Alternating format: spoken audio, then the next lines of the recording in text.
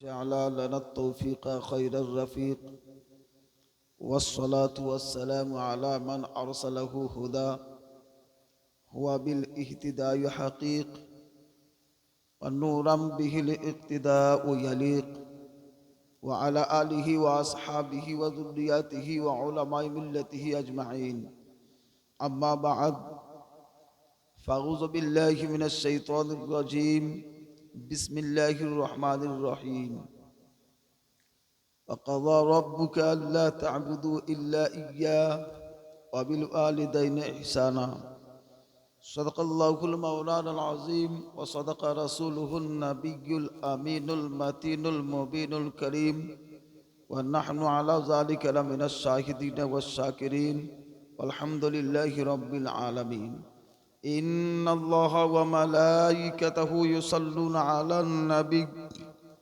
يا أيها الذين آمنوا صلوا عليه وسلموا تسليما اللهم صل على سيدنا مولانا محمد وعلى آله سيدنا مولانا محمد সমস্ত প্রশংসা গুণগান মহান রব্বুল আলামিনের নিমিত্তে যিনি এক ওয়াহদাহু লা শারীকা লাহ ওয়াব্বাই অক্ষয় অনন্ত অসীম আর রহমানুর রহিম তারপরে পরে আমিনার লাল মুরুর দুলাল আহমদ মুজতাবা মুহাম্মদ মুস্তাফা সাল্লাল্লাহু তাআলা আলাইহি ওয়াসাল্লামের পবিত্র দরবারে লক্ষ লক্ষ কোটি কোটি দুরূদ ও সালাম অবতীর্ণ হোক। সকলে বলুন আল্লাহুম্মা আমিন। পরম চরম শ্রদ্ধা ভাজন পবিত্র স্টেজের উজ্জ্বল নক্ষত্র ওলামা ইকরাম তালবা ইজাম বয়স্ক বয়োজ্যেষ্ঠ বাবাজি সমবয়স্ক ভাইরা পর্দার আড়ালের মা ও ভগ্নীগণ সকলকে জানাই অন্তরের অন্তঃস্থল থেকে শুভেচ্ছা অভিনন্দন মোবারকবাদ। আমরা সকলেই অবগত আছি যে আজকে যে হঠাৎ করে কয়েকদিনের মধ্যেই এই স্টেজ অনুষ্ঠিত হয়েছে, কিছু সংখ্যা গরিষ্ঠ নবযুবকের উদ্যোগ, তাদের ভালোবাসা, তাদের নেক নিয়াত, যার ফলে আজকে আমরা উপস্থিত হতে পেরেছি পবিত্র মঞ্চে পবিত্র কোরআন এবং হাদিসের কিছু আলোচনা করার এবং শ্রবণ করার সৌভাগ্য লাভ করেছি। তাই সকলে ভক্তি ভরে দিল থেকে একবার বলুন আলহামদুলিল্লাহি রব্বিল আলামিন। হঠাৎ করে গত রাত থেকেই একটু ঠান্ডা বেড়েছে, কারণ বাতাস বয়ে চলে যাচ্ছে।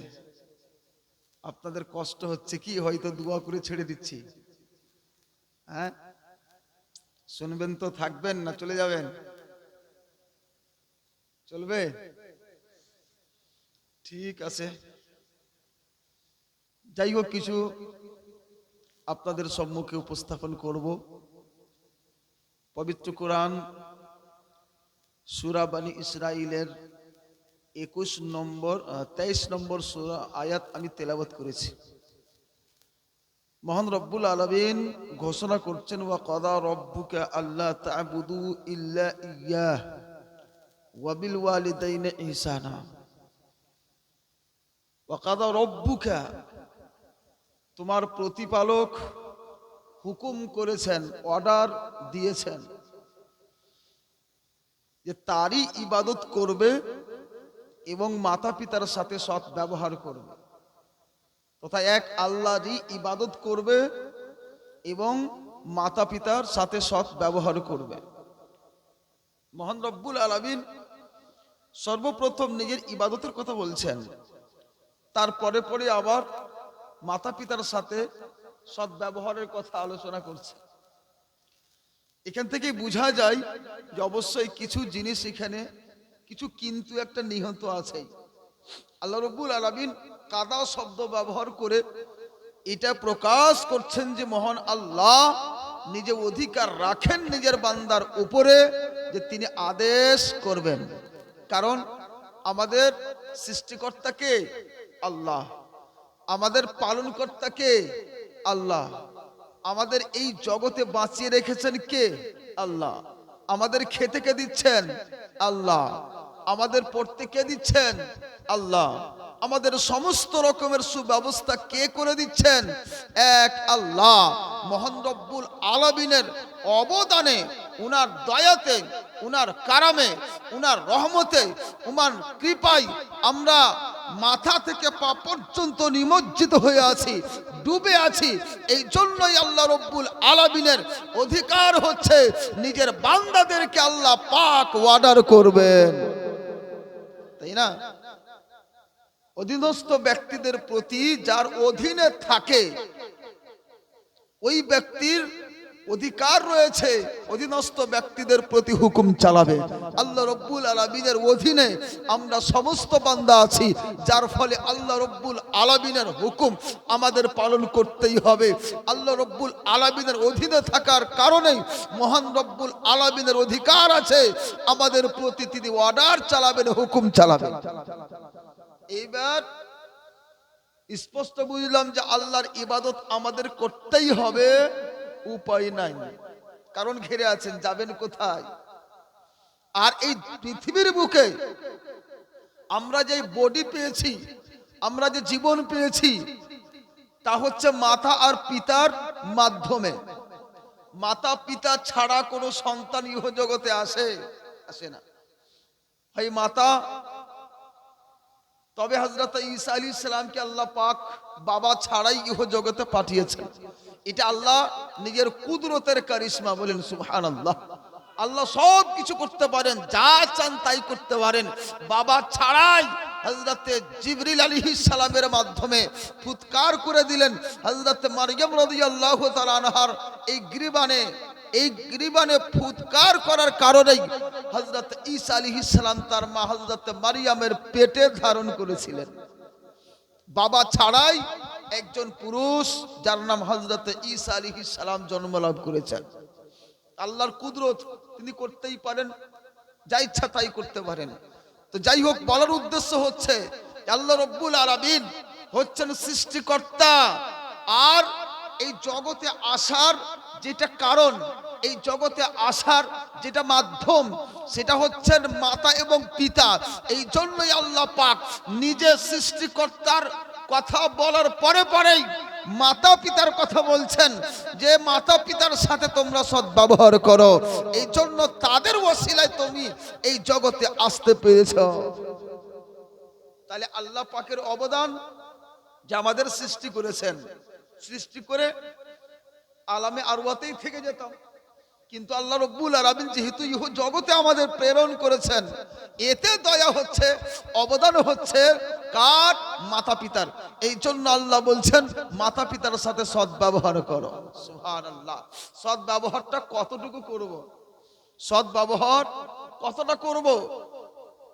আসুন আপনাদের হাদিসের দিকে নিয়ে যাই। আল্লাহর রাসূল সাল্লাল্লাহু আলাইহি ওয়াসাল্লামকে একজন সাহাবী রাসূল জিজ্ঞাসা করছেন, ইয়া রাসূলুল্লাহ মান আহাক্কু বিহুসনি সাহাবাতি, হে আল্লাহর রাসূল, আমার সবচাইতে উত্তম ব্যবহারের অধিকারটা কে? আল্লাহর রাসূল বলছেন, উম্মুকা, তোমার মা। সুম্মা মান? সেই ব্যক্তি আবার জিজ্ঞাসা করছেন, ইয়া রাসূলুল্লাহ, তারপরে?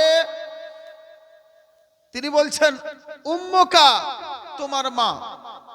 আবারও জিজ্ঞাসা করছেন, ইয়া রাসূলুল্লাহ সুম্মা মান? তারপরে আবার কে? তিনি আবারও বলছেন, উম্মুকা, তোমার মা। আবার সেই ব্যক্তি জিজ্ঞাসা করছেন, ইয়া রাসূলুল্লাহ সুম্মা মান? তারপরে আবার কে? তখন আল্লাহ রাসূল বলছেন, আবুকা, তোমার বাবা। সুবহানাল্লাহ। চতুর্থবারে বলছেন কে? তোমার বাবা। তার মানে কি এখানে বোঝা যায় মায়ের অধিকারটা বেশি, বাবার অধিকারটা কিছু কম। এটা তো বোঝা যাচ্ছে। আল্লাহ রাসূল একবার করে 3 বার মায়ের কথা উল্লেখ করছেন, আর চতুর্থবারে বাবার কথা উল্লেখ করছেন। এতেই বোঝা যাচ্ছে মায়ের অধিকারটা বেশি, মায়ের হকটা বেশি। মায়ের সাথে বেশি ভালো ব্যবহার করতে হবে, আর বাবার সাথেও করতে হবে। এমনটা নয় যে বাবার সাথে ভালো ব্যবহার করব না, উভয়ের সাথেই করতে হবে, কিন্তু অধিকারটা মায়ের বেশি। তার কারণ অবশ্যই কারণ আছে। তার কারণটা কিছু আছে কি? পবিত্র কোরআন 26 পারার মধ্যে আল্লাহ রাব্বুল আলামিন উল্লেখ করেছেন এই কারণটা। আল্লাহ পাক বলছেন, ওয়াসাইনাল ইনসানা বিওয়ালিদাইহি ইহসানা হামালাতুহু উম্মুহু কুরহা ওয়া ওয়াদাতুহু কুরহা। আল্লাহ বলছেন যে আমি এই মানব জাতকে, এই ইনসান ব্যক্তিদেরকে আমি ওসিয়ত করেছি, হুকুম দিয়েছি, নসিহত করেছি তারা মাতা পিতার সাথে সৎ ব্যবহার করবে। এই জন্য যে তার মা তাকে অতি কষ্ট ভোগ করে পেটে ধারণ করেছে এবং অতি কষ্ট ভোগ করে তাকে জন্ম দিয়েছে। এখানে আল্লাহ পাক দুটো কারণ বললেন। মায়ের সাথে যে সৎ ব্যবহার করতে হবে, মায়ের অধিকারটা যে বেশি, এখানে দুটো কারণ উল্লেখ করেছেন। একটা কারণ মা পেটে ধারণ করেছেন অতি কষ্ট ভোগ করে, আর দ্বিতীয় কারণ প্রসব যখন হয় সেই দিকে লক্ষ্য করে বলছেন যে জন্ম দিয়েছে। তাহলে দুটো জিনিসই খুব কঠিন। যে পেটে ধারণ করে সেই ব্যক্তি বুঝে, সেই মহিলাই বুঝে কতটা তার ব্যথা হয়, কতটা তার কষ্ট হয়, তার উঠা, তার বসা, তার চলা, তার কথাবার্তা, তার খাওয়া দাওয়া সব কিছুই তার বিপদমুখী হয়ে যায়। সব কিছু তাকে ত্যাগ করতে হয় একটা সন্তান পেটে ধারণ করার কারণে, তাই না?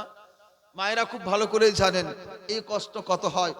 আর যখন প্রসব হয় তখন তো এত ব্যথা, জ্বালা, যন্ত্রণা, যাতে অনেক মেয়ে চায় যে আমি জীবন দিয়ে দিব, এই ব্যথার সহ্য হয় না।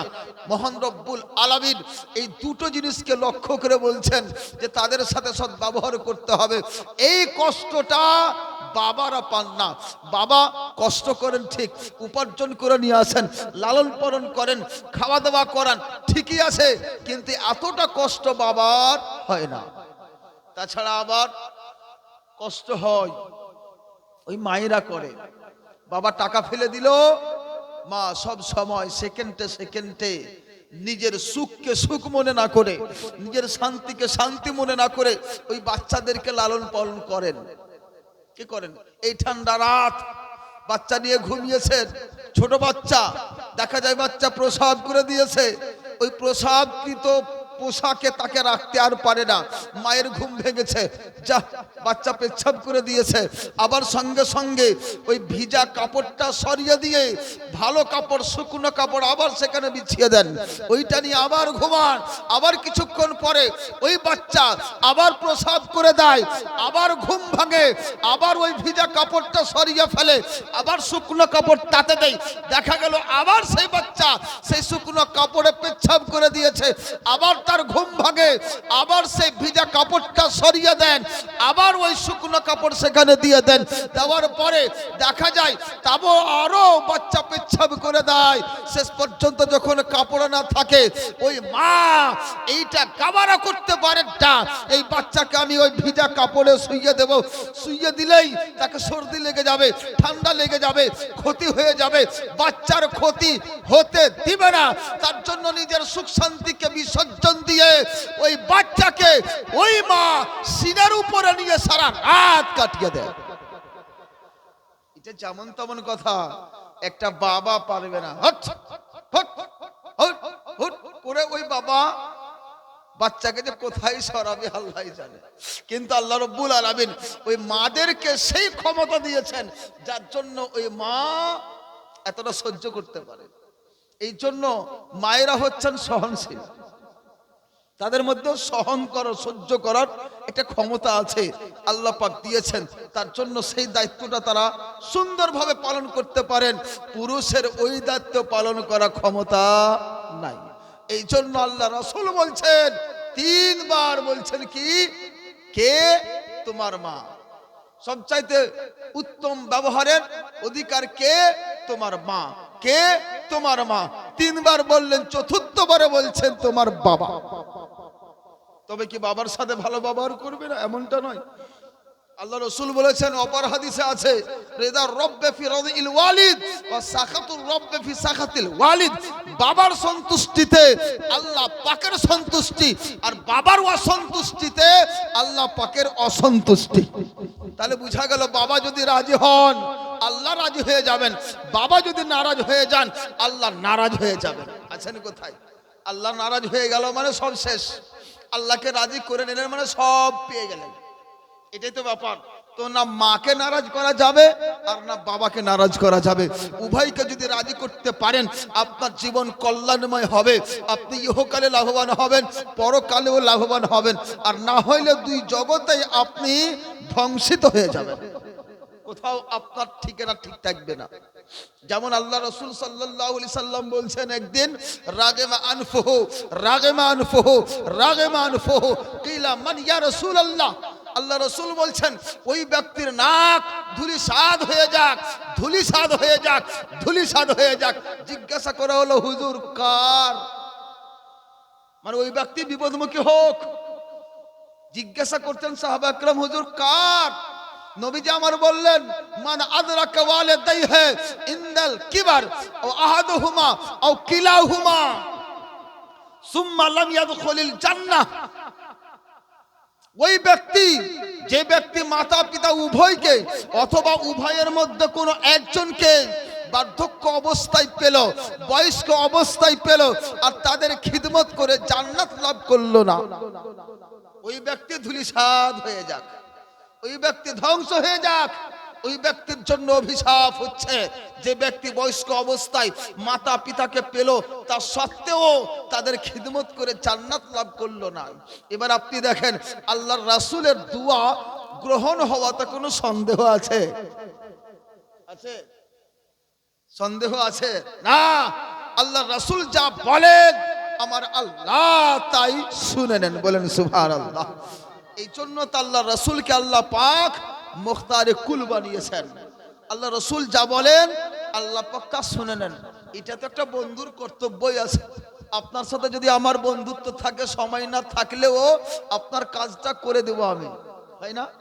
বন্ধুত্ব তো এটাই কারণ। আল্লাহ পাকের সবচাইতে প্রিয়তম বন্ধু কে? আল্লাহ রাসূল। ইনার ছাড়া আল্লাহ পাক কোন সৃষ্টিকে এতটা কাছের ভালোবাসা দেননি। আল্লাহ রাসূলের কথা শুনবেন না? আল্লাহ রাসূলের কথা অবশ্যই শুনবেন। আল্লাহ রাসূল যা চেয়েছেন তাই পেয়েছেন, যা চান তাই পেয়েছেন, আর যা কিছু চাইবেন কাল হাসরের মাঠে আল্লাহ পাক সব কিছু দিয়ে দেবেন। তাহলে বোঝা গেল, যেহেতু আল্লাহ রাসূল বলছেন, আজকে যদি আপনি মাতা পিতার সেবা যত্ন না করেন, আজকে যদি আপনি তাদের খিদমত না করেন, তাহলে কাল হাসরের মাঠে আপনার বিপদ রয়েছে। হাসরের মাঠে কি এই জগতেই আপনার জন্য বিপদ রয়েছে। আল্লাহ রাব্বুল আলামিন যেমন কথা বলছেন, মাতা পিতার সেবা যত্ন করতে হবে, যদি না করেন অসুবিধা। মাতা পিতার মর্যাদা সম্পর্কে একজন সাহাবিয়ে রাসূল জিজ্ঞাসা করছেন, ইয়া রাসূলুল্লাহ, মাতা পিতার অধিকার সন্তানের উপর কতটা? মা হাক্কুল ওয়ালিদাইনি আলা ওয়ালাদিহিমা, মাতা পিতার অধিকার সন্তানের উপর কতটা? আল্লাহর রাসূল বললেন, হুমা জান্নাতুকা ওয়া নারুক, মাতা পিতাই তোমার জান্নাত আর মাতা পিতাই তোমার জাহান্নাম। তার অর্থ, মাতা পিতাকে রাজি রাখতে পারলে আপনি জান্নাতি হয়ে গেলেন, আর মাতা পিতাকে যদি নারাজ করলেন তো আপনি জাহান্নামী হয়ে গেলেন। এটাই ব্যাপার। সুবহানাল্লাহ। হযরত মুআবিয়া বিন জাহিমা রাদিয়াল্লাহু তাআলা আনহুর কথা, আন্না জাহিমা জাআ ইলা নবী সাল্লাল্লাহু আলাইহি ওয়াসাল্লাম ওয়া ক্বাল আরাদতু আন আগযু ওয়া ক্বাদ জিতু আস্তাশিরুকা ফাকালা হাল লাকা মিন ক্বালা নাম কালা ফালজামহা ফাইন্নাল জান্নাতা ইনদা রিজলিহা। আল্লাহ রাসূলের কাছে হযরত মুআবিয়া বিন জাহিমা বলছেন, আমার পিতা উপস্থিত হন, হয়ে গিয়ে সেখানে বলেন, ইয়া রাসূলুল্লাহ, জিহাদ করতে যাওয়ার আমার খুব ইচ্ছা জেগেছে, লড়াই করতে যাওয়ার আমার খুব ইচ্ছা জেগেছে। আল্লাহ রাসূল বলছেন, শোনো, তোমার কি মা বেঁচে আছে? তিনি বললেন, হ্যাঁ হুজুর, আমার মা জীবিত আছে। আল্লাহ রাসূল বলছেন, যাও, তুমি নিজের মায়ের খিদমত করো, জান্নাত তোমার মায়ের পদতলে রয়েছে। সুবহানাল্লাহ। কোথায় যাচ্ছিলেন? জিহাদ করতে। লড়াই করতে, কাফের মুশরিকদের সাথে, বেধর্মীদের সাথে লড়াই করতে যাচ্ছিলেন। আল্লাহর রাসূল বলছেন না তোমায় যেতে হবে না, বয়স্ক মা আছে, এই মায়ের সেবা যত্ন করো, জিহাদ যেতে হবে না, জান্নাত তার পায়ের তলে আছে। তার মানে কি মায়ের পা খুদলে জান্নাত পাওয়া যাবে? হ্যাঁ, তার মানেটা কি? তার মানে হচ্ছে এটাই, মাকে যদি খিদমত করে রাজি করে নিতে পারো তাহলে তুমি জান্নাতি হয়ে যাবে। যেমন জিহাদে গেলে যদি শহীদ হয়ে যেতে পারো তুমি জান্নাতি হয়ে যাবে, ওই মতোই মায়ের সেবা যত্ন করতে পারলে, বাবার সেবা যত্ন করতে পারলে আল্লাহ তোমাকে জান্নাত দিয়ে দেবেন। সুবহানাল্লাহ। এই মাতা পিতার সেবা যত্নের কথা অনেক বলা হয়েছে। এত পর্যন্ত হযরত আব্দুল্লাহ ইবনে আব্বাস রাদিয়াল্লাহু তাআলা আনহু বর্ণনা করছেন, মান আসবাহা মুতিআন লিল্লাহি ফি ওয়ালিদাইহি আসবাহা লাহু বাবানি মফতুহানি মিনাল জান্নাহ ওয়া ইন কানা ওয়াহিদান ফাওয়াহিদান। তিনি বলছেন যে ব্যক্তি সকাল করলে এই অবস্থায়, মাতা পিতাকে রাজি রাখা অবস্থায় সকাল করলো, সকাল হওয়া মাত্রই তার জন্য জান্নাতের দুইখানা দরজা খুলে দেওয়া হয়। যদি তাদের মধ্যে কোনো একজনকে রাজি করা অবস্থায় সকাল করে, সকাল হওয়া মাত্রই তাদের মধ্যে একটা দরজা খুলে দেওয়া হয় জান্নাতের। আর আগে বলছেন ওমান আসবাহা আসিয়ান লিল্লাহি ফি ওয়ালিদাইহি আসবাহা লাহু বাবানি মফতুহানি মিনান নার ওয়া ইন কানা ওয়াহিদান ফাওয়াহিদা।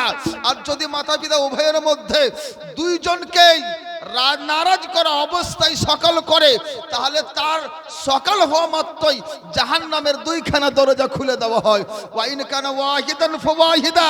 আর উভয়ের মধ্যে কোনো একটাকে নারাজ করা অবস্থায় যদি সকাল করে, তাহলে তার জন্য জাহান্নামের একখানা দরজা খুলে দেওয়া হয়। এক ব্যক্তি জিজ্ঞাসা করছেন, ইয়া রাসূলুল্লাহ ওয়া ইন জালামা, যদি মাতা পিতা সন্তানের উপর অত্যাচার করে তবুও কি এটাই হুকুম? আল্লাহর রাসূল বলছেন ওয়াইন জালামাহু ওয়াইন জালামাহু ওয়াইন জালামাহু, যদি মাতা পিতা সন্তানের উপর অত্যাচার করে তবুও এটাই হুকুম, তবুও এটাই হুকুম, তবুও এটাই হুকুম। তিনবার বললেন। কি বুঝলাম? যদি মাতা পিতা সন্তানের উপর অত্যাচার করে, মারার অধিকার তো আছে, যদি অত্যাচারও করে তবুও এটাই হুকুম। তার মানে কি মাতা পিতার সম্পর্কে কিছু বলাই যাবে না। আজকাল কিছু সন্তান মাতা পিতার বিচার করার জন্য চাই। ছি, হাইরে তুমি সন্তান, মাতা পিতার বিচার করার অধিকার তুমি সন্তান আল্লাহ পাক তোমাকে দেননি, তোমার কোনো অধিকার নাই। মাতা পিতা বকতে পারে, মারতে পারে, যা ইচ্ছা তাই করতে পারে, তোমাকে চুপ করে শুনে নিতে হবে, কিন্তু তার বিচার করার অধিকার তোমার নাই। যেমন শিক্ষকের বিচার করার অধিকার ছাত্রর থাকে না, ওই মতোই কোনো শিক্ষকের, ওই মতোই কোনো মাতা পিতার বিচার করার অধিকার কোনো সন্তানের নাই। এটা মাথাতে রাখেন, কখনোই নয়। বাবার যদি ভুলও হয় তার বিচার আল্লাহ করবেন, তোমার অধিকার নাই বিচার করার, কখনোই নাই। জীবনে কখনো মাতা পিতার প্রতি লোক ডেকে কখনো বিচার ডাকবেন না। যে ডেকে নিল ভেবে নিবেন তোমার কিসমত ফুটে গেছে। এটাই মাথাতে রাখেন। আপনি একজন সন্তানের উপযুক্তই নয়, মাতা পিতার এত সম্মান দিয়েছেন। একজন ব্যক্তি নিজের মাকে, বুড়ি মা, চলতে পারে না, হাঁটতে পারে না, ভালোভাবে কথা বলতে পারে না, ফিস ফিস করে, শখ জেগেছে, ও কি করবেন? হজ করবেন। ওই ব্যক্তিটি ওই নিজের মাকে নিজের কাঁধের উপরে নিয়ে আর নিজ দুই পায়ে হেঁটে হেঁটে, এখন তো খুব সহজ হজ করা, পয়সা ফেকো তামাশা দেখো, কলকাতায় বসেন একদম কয়েক ঘন্টার মধ্যে পৌঁছে যাচ্ছে। কিন্তু সেই সময় এইগুলো ব্যবস্থা ছিল না। ওই ব্যক্তিটি নিজের মাকে নিজের কাঁধে করে নিয়ে দুই পায়ে হেঁটে একবার নয়, দুইবার নয়, 7 বার হজ করিয়েছেন। বলেন সুবহানাল্লাহ। কতবার? 7 বার হজ করিয়েছেন। আজকে অনেক টাকা ইনকাম করে বাচ্চারা, ছেলেরা সব টাকা নিয়েছে বগলে দেবে রাখে, বহুর আঁচলে বেঁধে রাখে, কিন্তু বাবা মাকে হজ কি উমরাটা করতে যাওয়ারও সুযোগ করে দেয় না। কি হবে করে? এত টাকা ব্যয় হবে, এত টাকা খরচা হবে না। সন্ধানারা যতটা পারেন আপনি নিজের বাবা মায়ের প্রত্যেকটা ইচ্ছা পূর্ণ করেন, যেটা শরীয়ত সম্মত। শরীয়ত বিরোধী ইচ্ছা পূর্ণ করতে যাবেন না, কিন্তু যেটা শরীয়ত সম্মত প্রত্যেকটা ইচ্ছা পারতে ভোর চেষ্টা করেন। আলহামদুলিল্লাহ, আপনার প্রতি যদি আপনার বাবা মা রাজি হয়ে যান, মহান আল্লাহ রাজি হয়ে যান। ওই ব্যক্তি 7 বার হজ করে নেওয়ার পরে পবিত্র কাবা ঘরের পাশে মিজাবে রহমতের নিকট দাঁড়িয়ে গিয়ে আল্লাহ রব্বুল আলামিনের কাছে দরবারে আরজ করছেন, হে আল্লাহ, আমি এত কষ্ট বোধ করে নিজের মাতাকে নিজের কাঁধে তুলে নিয়ে 2 পা দিয়ে হেঁটে হেঁটে 1 বার না 2 বার নয়, আমি 7 বার হজ করেছি। আমি কি আমার মায়ের দুধের ঋণ শোধ করতে পেরেছি? মহান আল্লাহ বলেন, এই আমার বান্দা শোনো, মাত্র 7 বার হজ করিয়ে নিজের অধিকার, নিজের মায়ের ঋণ শোধ করার দাবিকারী শোনো, এখন পর্যন্ত তুমি তোমার মায়ের 1 রাতের ঋণটাও শোধ করতে সক্ষম হওনি। কদিন? 1 রাতের ঋণ শোধ করতে পারোনি। কি করেছিল? পায়ে হেঁটে মাকে কাঁধে নিয়ে 1 বার নয় 7 বার হজ করেছে। এখনকার যুবকরাও হজ করতে গিয়ে যেটা তাওয়াফ করতে হয়, 7 চক্কর লাগাতে হয়, তা পারে না। ওই মাকে কাঁধে করে নিয়ে 7 চক্কর লাগিয়েছে। হিসাব করেন, সেই করতে সাফা এবং মারওয়া পাহাড় 2টি রয়েছে, তাতে দৌড় লাগাতে হয়, সেই করতে হয়। সে কষ্ট ওই মাকে কাঁধে করে সে করেছেন। এত কষ্ট ভোগ করা সত্ত্বেও, এতটা করা সত্ত্বেও আল্লাহ পাক বলছেন যে 1টা রাতের ঋণ তুমি এখনো শোধ করতে পারোনি। আসেনি কোথায়? মা বাবার ঋণ শোধ হবে না কোনোদিন। মাথায় রাখেন, এটা ভাবিয়েন না যে আমি খুব করেছি মা বাবার। আরে যতই করেন তবুও ক্ষমতা নাই। এই জন্য মাতা পিতার সম্মান রাখতেই হবে, মাতা পিতার শ্রদ্ধা ভক্তি করতেই হবে। নিজে না খেয়ে যে বাচ্চাকে খাওয়ায়, নিজে না পড়ে যে বাচ্চাকে পড়ায়, নিজে না সুখ করে বাচ্চার সুখের দিকে দেখেন, নিজের সমস্ত সুখ জিনিসকে বিসর্জন করে দিয়ে বাচ্চাদের হাসি খুশিটাই মুখে ফুটায়, তার খুশিতে নিজের খুশিটাই অনুভব করেন। তার নাম বাবা, তার নাম মা। ভুল বলছি বাবা? এটাই হচ্ছে আসল বাবা। হবে তখন বুঝবে। আমার একজন বন্ধুর বাবা বলতো, আরে ই বুঝবে না, যখন ওর নিজের বেটা হবে তখনও বুঝবে। বুঝলেন? এই জন্যই কোন শাইর বলেছেন, দিলে নাসাদ কি হালাত, দিলে নাসাদ হি জানে, গামে আওলাদ কোই সাহিবে আওলাদ হি জানে। মানে কি? যার ব্যথা সেই বুঝে, অন্য কেউ বুঝে না। যার বেটা নাই তো বেটার ব্যথা কে বুঝবে? যার বেটা আছে সেই বুঝবে, তাই না? এটাই বলতে চাইছেন। তো ব্রাদার, মাতা পিতা একটা অমূল্য রত্ন। আছে তো মনে হচ্ছে বোঝ হয়ে গেছে, কখন মরবে। নাউযুবিল্লাহ। কিছু লোক এমন আছে দুনিয়াতে, নাই এমনটা নয়। আমরা দেখছি অনেক বিচার আচার করে বেড়াচ্ছি, তার সাথে সাথে দুয়া তাবিজের জন্য মানুষ আসছে। দেখতে পাচ্ছি সব রকম গল্প শুনছি। কিছু কিছু লোকের কাছে এমন হচ্ছে কি মা বাবাও ভারী হয়ে যাচ্ছে। আল্লাহ পাক এমন সন্তান যেন কাউকে না দেন, বলুন আল্লাহুম্মা আমিন। তো ব্রাদার, মাতা পিতার অধিকার, মাতা পিতার হক অতিরিক্ত আল্লাহ রব্বুল আলামিন দিয়েছেন, যাদেরকে রাজি করতে পারলে আপনার 2 জগতই লাভবান হবে। আর যদি রাজি করতে না পারেন 2 জগৎ লাভ হবে না। মাতা পিতার যদি দুয়া দিল থেকে বেরিয়ে যায় তাহলে আপনি পার। বলেন সুবহানাল্লাহ। কারণ মাতা পিতার দুয়া সন্তানের ক্ষেত্রে অনেক দ্রুত গ্রহণ করা হয়। এই জন্য মাতা পিতাকেও বলবো, হুট কথাতে কোনো ছেলে মেয়েকে আপনি বদদুয়া দিবেন না, এটা মাথায় রাখেন। ওই বদদুয়াটা যদি লেগে যায় ছেলের জীবন ধ্বংস হয়ে যাবে। কষ্ট আপনি বোধ করে নেন, কষ্ট আপনি সহ্য করে নেন, কিন্তু সন্তানের জন্য সব সময় দুয়াটাই দেন। নিজে না খেয়ে যেমন খাওয়াচ্ছেন, নিজে না পড়ে যেমন তাকে পড়াচ্ছেন, নিজে না খুশি করে তার খুশি দেখছেন, ওই মতোই ওই কষ্টটা নিজে করে নেন, কিন্তু সন্তানের জন্য বদদুয়া কখনো করিয়েন না। পারলে দোয়া করেন, না পারলে আল্লাহর উপর ছেড়ে দেন, আল্লাহ তুমি তার বিচার করো। শেষ কথা, এমনটাই করা দরকার। হযরতে বায়াজিদ বুস্তামি রাদিয়াল্লাহু তাআলা আনহু একজন বিশাল আল্লাহর ওলি ছিলেন, নাম হয়তো শুনে হবেন, বিশাল আল্লাহর ওলি। তাকে জিজ্ঞাসা করলেন, হুজুর আপনি আল্লাহর ওলি হলেন কেমনে? আল্লাহর ওলি হওয়ার কারণটা কিভাবে আপনি আল্লাহর ওলি হয়ে গেলেন? উনি বলছেন, আরে থাকতে দাও। না হুজুর একটু বলুন না, শুনতে ইচ্ছা করে। সবার ইচ্ছা হয় না। হুজুর আপনি আলিম কেমন করে হয়ে গেলেন? প্রশ্ন একটা হতেই পারে। আপনি মিস্ত্রি কি করে হলেন, কিভাবে হলেন? তার মানে কি এনার্জি তার ভিতরে আছে, আমিও হব, এইরকম এনার্জি নিয়ে অনেক কেউ জিজ্ঞাসা করেন। উনাকে জিজ্ঞাসা করা হলো, হুজুর আপনি ওলি কিভাবে হলেন? উনি বলছেন, এর পিছনে একটা ঘটনা নিহিত আছে। যে তা কি হুজুর? উনি বলছেন যে আমার মা জননী একদিন রাত্রিবেলা আমার কাছে জল চাইলেন, বেটা বায়াজিদ একটু জল এনে দাও না।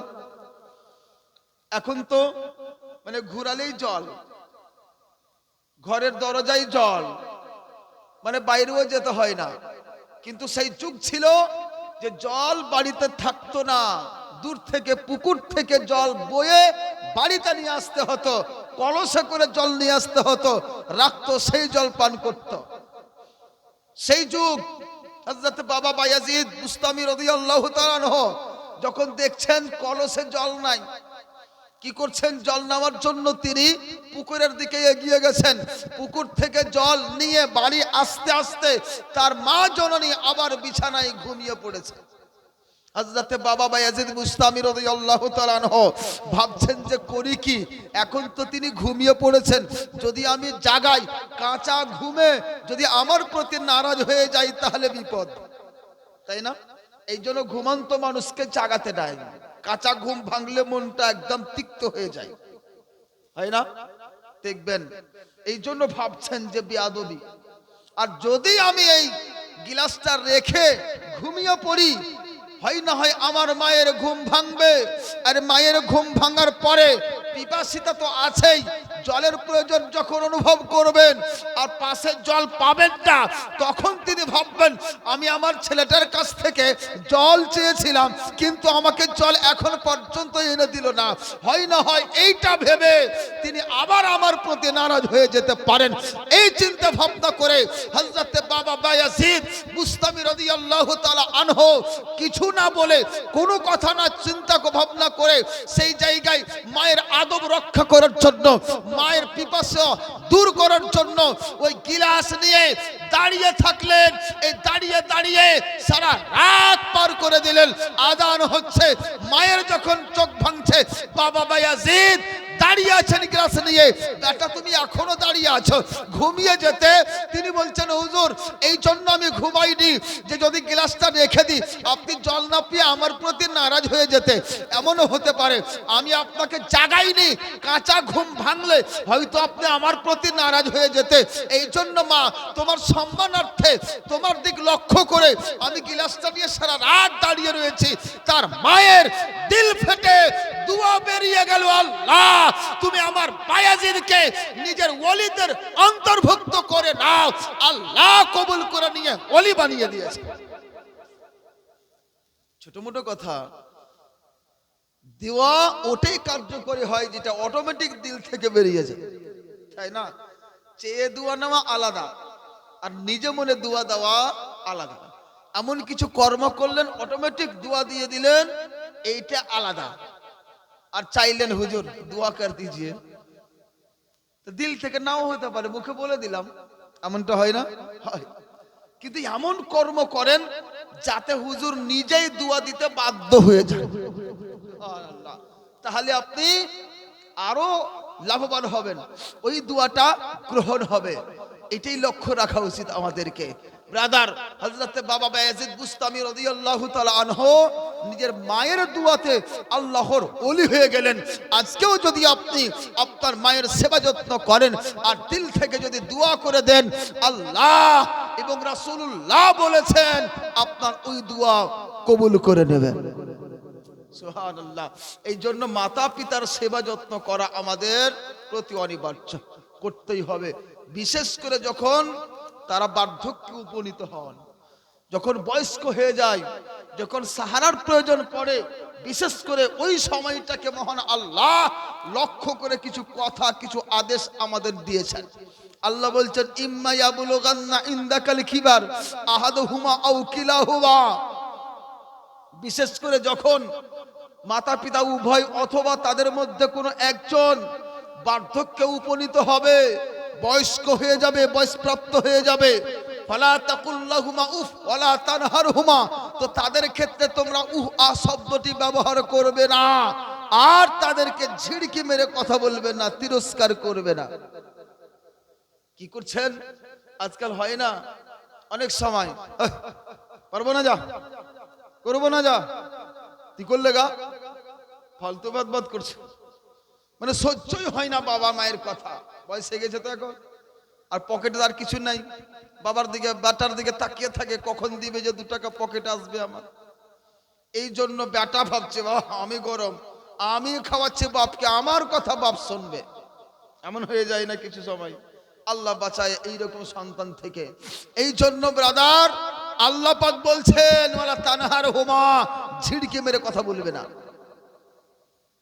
আর এই যে কথা বলছে, একটা কথা বারবার বাবা বলছে, সহ্য ব্যাটার হয় না, রক্ত গরম, তো পয়সার গরম, পদের গরম, আর সহ্য হয় না। তখন কি এত মানা করছি তবু এই যে শব্দগুলো ব্যবহার করে, একদম আল্লাহ বলছেন পবিত্র কোরআনে লা তাকুল ওয়ালা তাকুল লাহুমা উফ, তাদের ক্ষেত্রে আ শব্দটিও ব্যবহার করবে না। এটা বলছে পবিত্র কোরআন বলছে, আমি বলি না, হাদিসও বলছি না, কোরআন বলছে। সূরা বনী ইসরাঈল 23 নম্বর আয়াত পড়ে নেবেন, তার অর্থগুলি আমি যা ব্যাখ্যা দিচ্ছি। তো এইরকম কথা তাদের ক্ষেত্রে প্রয়োগ করবে না। তবে কি করবে? অকুল্লাহুমা কওলান কারীমা, তাদের জন্য সম্মান সুযোগ কথা বলবে, ভাষা বলবে, নম্রভাবে কথা বলবে, ভালোভাবে কথা বলবে, সুন্দর করে তাকে ভাষা বলবেন, আদব সহকারে কথা বলবেন, যাতে তার বাবা, তার মায়ের দিলটা একটা নরম হয়ে যায়, দিল থেকে আপনার জন্য জানে বেরিয়ে যায় সুন্দর সুন্দর ভাষা, বেরিয়ে যায় যেন সুন্দর সুন্দর দোয়া। এদের দুয়ার বদৌলতে আল্লাহ আপনার জীবনকে ধন্যবান করে দেবেন, কল্যাণময় করে দেবেন, আপনি একদম সফল হয়ে যাবেন, আপনার জীবন সুখী হয়ে যাবে। আর কি করবে? ওয়াখফিদ লাহুমা জানাহা যুল্লি মিনার রাহমাহ, এবং তাদের জন্য সব সময় রহমতের ডানা বিছিয়ে রাখবেন।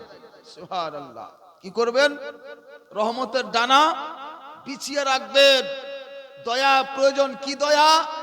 উঠতে পারে না, সাহারা দিয়ে দেন। পেচ্ছাপ পায়খানা করতে পারেন না, তাকে করিয়ে দেন।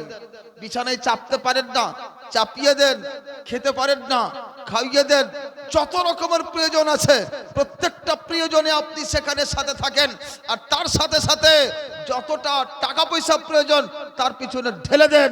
শেষ পর্যন্ত যদি প্রয়োজন হয়, নিজের রক্ত বিক্রি করে ওই মা বাবাকে দেখাতে হবে। এই হচ্ছে দয়া। তাদের ক্ষেত্রে সব সময় দয়া করতেই থাকেন। আর কি করবেন?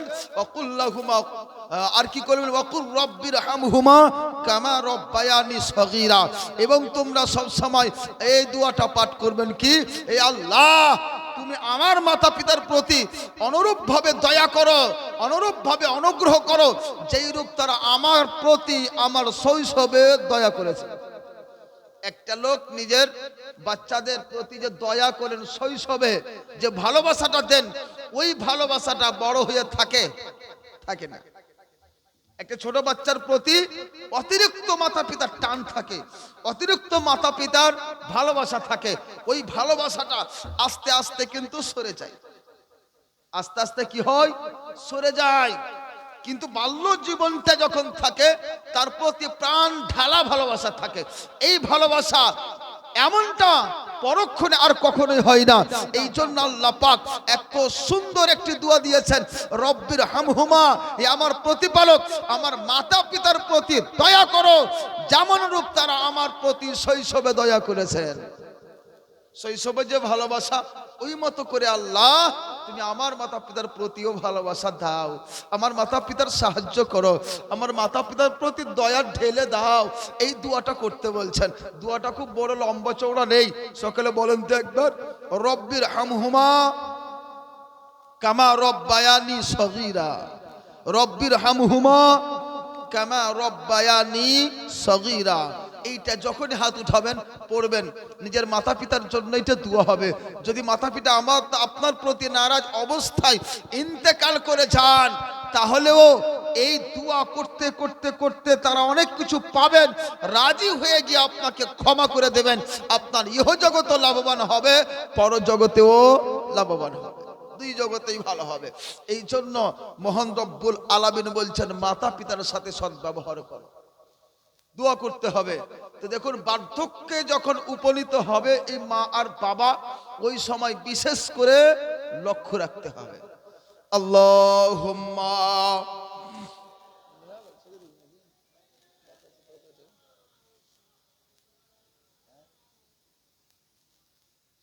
ওয়ালা আলে সাইয়্যিদিনা মাওলানা মুহাম্মদ।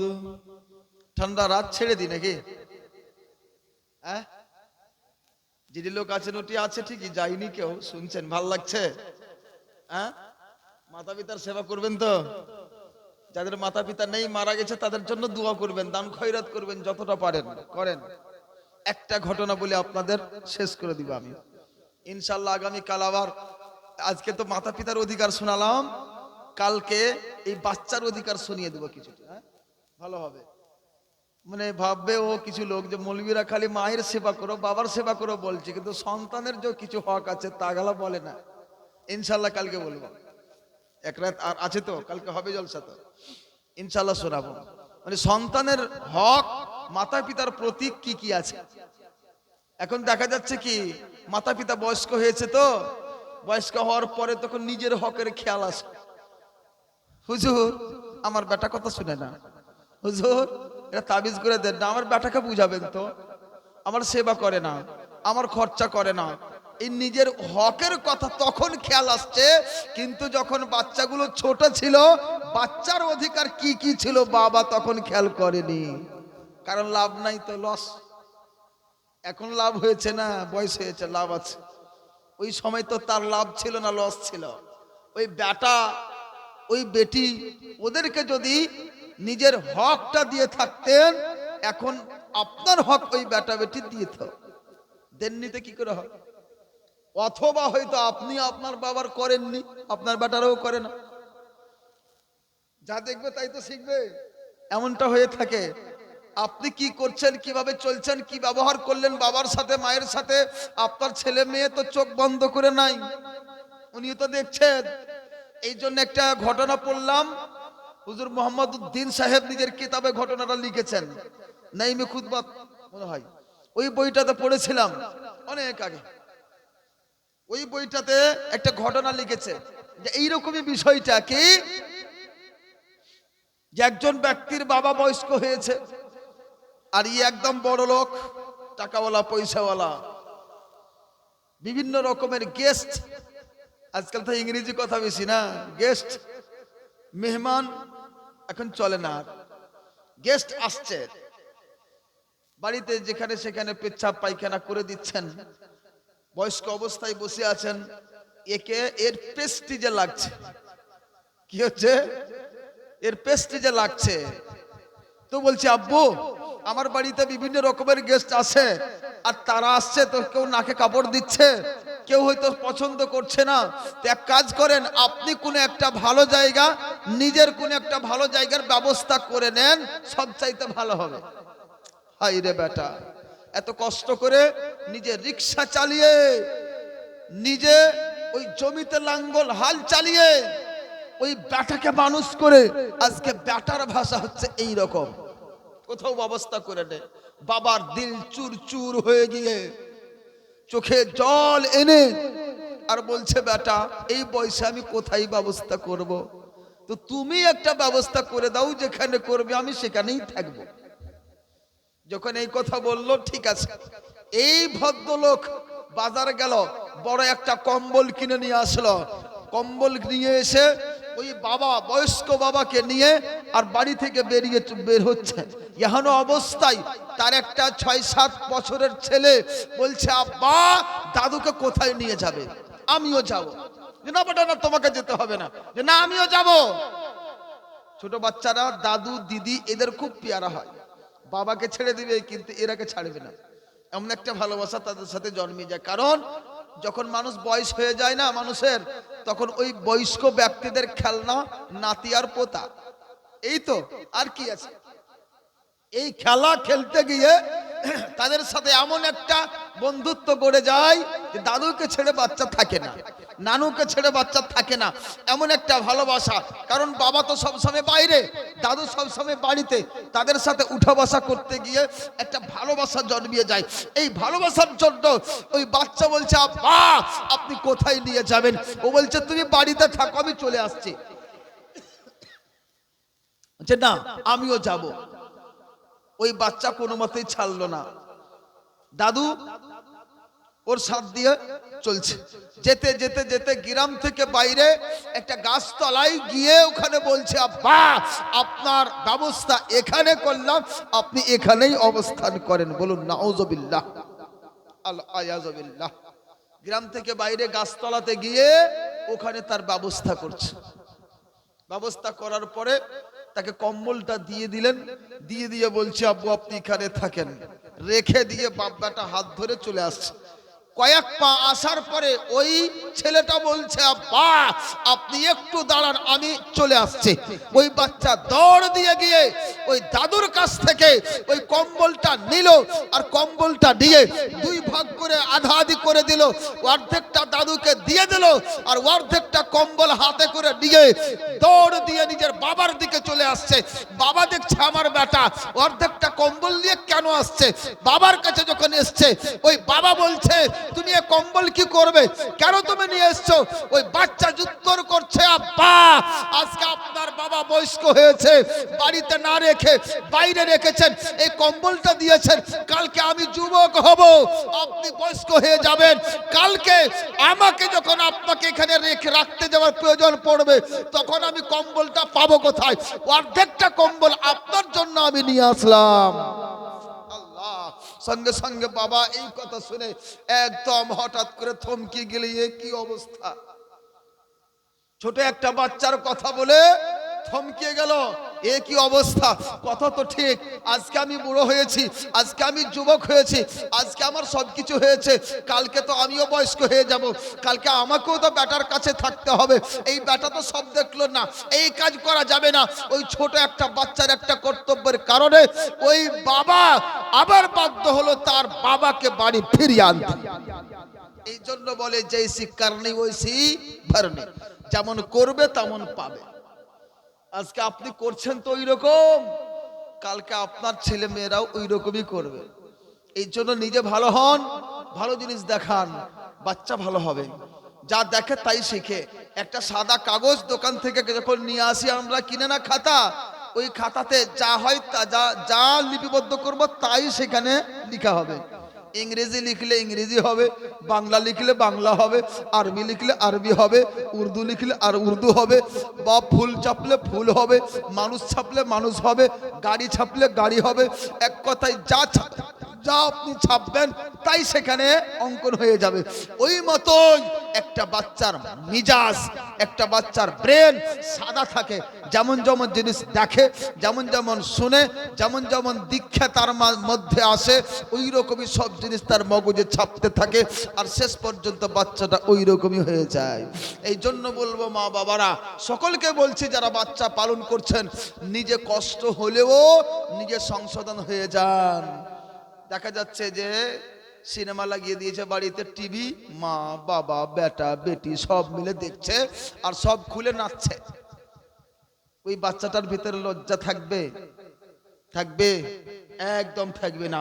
ও তো চিনবে না মাকে আর বোনকে আর কে কি, সবারই সামনে নিজেও ডান্স করবে। এই অবস্থা হয়েছে আজকে আমাদের। খবরদার মুসলমান, এখনো সময় রয়েছে, সচেতন হন। যাই হোক, এখান থেকে নিজে বক্তব্য দিতে করলাম। ওয়া আখিরু দাওয়ানা আনিল হামদুলিল্লাহি রাব্বিল আলামিন। আসসালামু আলাইকুম ওয়া রাহমাতুল্লাহ।